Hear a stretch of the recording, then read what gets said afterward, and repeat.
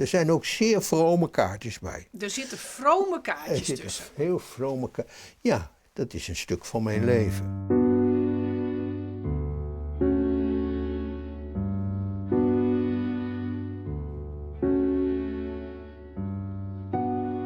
Ik ben met pensioen gegaan, met emeritaat heet dat, bij ons vak. En ja, ik fotografeerde, wij fotografeerden veel en maakten dus ook reportages. En zo zijn die kaartjes in de wereld gekomen.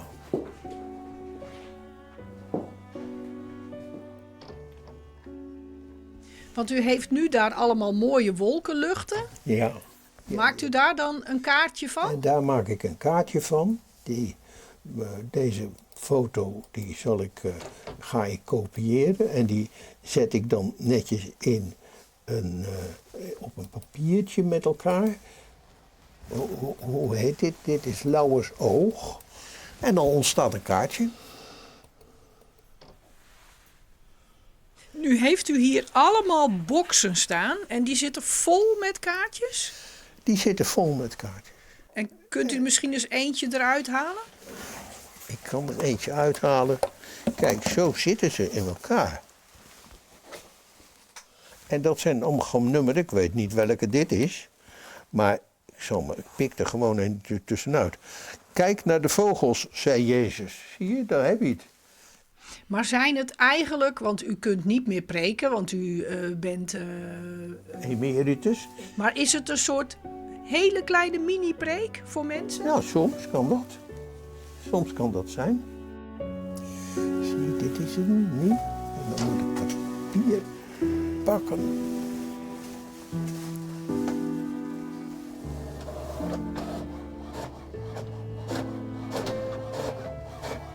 U zei zo net, we maakten vroeger die kaartjes, want u maakte ze eerst niet alleen. Nee, mijn meisje deed mee. Ja, ik maakte ze en zij beoordeelde. Zij was heel kritisch. Uw vrouw. Oh ja. Ja, ja, maar we scharrelen al van school af met elkaar, dus het is nooit anders geworden dan mijn meisje, ja. Dat was een leuk meisje hoor. Ja. Maar ze leeft niet meer? Nee, 7 jaar. In november wordt het 6 jaar dat ze overleden is. Ja. En zij is nog steeds aanwezig, ja. Ja, mist u haar? Ja, maar niet dat er in tranen uitbarst als we het over haar hebben. Want we hebben zoveel plezier gehad. En ja, zoveel moeilijke dingen, maar ook veel. We hebben veel ziekte meegemaakt, maar we hebben een prachtig leven gehad. Ja. Maar als u met die kaartjes, kaartjes aan het maken bent, denkt u vaak aan haar? Ja, nou dan zit ze hier rechts, weet je. Ja, zit ze er altijd bij in het kamertje? Ja, nou niet altijd, maar op een gegeven moment schiet er iets bij mij binnen wat bij haar vandaan zou gekomen zijn. Ja. Ja. Dus dan fluistert zij u een tekst in het oor? Een tekst, bijvoorbeeld. Maar u geeft al uw kaartjes weg. Ja. Je mag ze ook niet betalen. En ik deel ze in de kerk uit.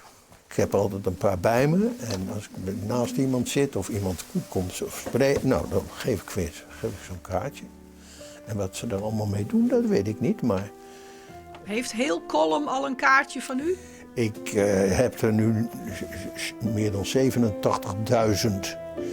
in die 20 jaar uitgedeeld.